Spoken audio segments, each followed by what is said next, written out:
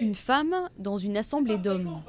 Grace fait partie des 6000 sans-papiers actuellement en grève pour obtenir leur régularisation en France. Parmi eux, quelques centaines de femmes seulement participent à ce mouvement inédit qui dure depuis maintenant 5 mois. Il commence à être découragé. Quand un homme te dit qu'il est fatigué, c'est vraiment dur. Les hommes ne tiennent plus. Et je suis toujours en train de leur dire non, courage, ça va y aller, ça va aller. Mais la vie au quotidien pour Grace est difficile. Elle gagnait environ 1 000 € par mois comme femme de ménage dans une salle de sport à Paris. Et depuis octobre, plus rien. Elle a dû déménager chez sa nièce, elle s'approvisionne au Resto du Cœur et à Noël, elle n'a pas pu envoyer de cadeaux à ses 4 enfants restés en Côte d'Ivoire. Elle ne les a pas vus depuis son départ en 2002. Son fils Élie a du mal à comprendre. Un jour comme ça, il m'a dit « Je sais que tu nous as oubliés. » J'ai dit « Mais comment je vous ai oubliés?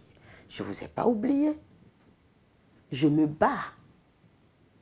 Ça ne tombe pas comme ça les papiers. Je me bats pour venir vous voir. » Ce qui fait tenir Grace, c'est la religion. Et puis surtout savoir qu'il y a 2 ans, lors du premier mouvement de grève des sans-papiers, 2800 avaient été régularisés. Parmi eux, 79 femmes. Malgré la peur, les femmes sont aujourd'hui plus nombreuses à sortir de l'ombre. À la différence des hommes sans papier, elles travaillent souvent à domicile et sont donc isolées et plus vulnérables. À la tête de cette lutte, une autre femme, Francine Blanche de la CGT.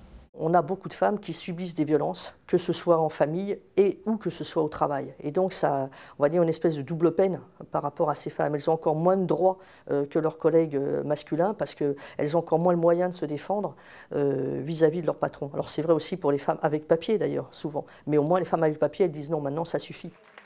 Pour Grace également, ça suffit. Après 7 ans de travail en France, elle ne veut plus vivre dans l'angoisse du contrôle policier. Pas question pour autant de rentrer au pays bredouille, ce serait l'humiliation.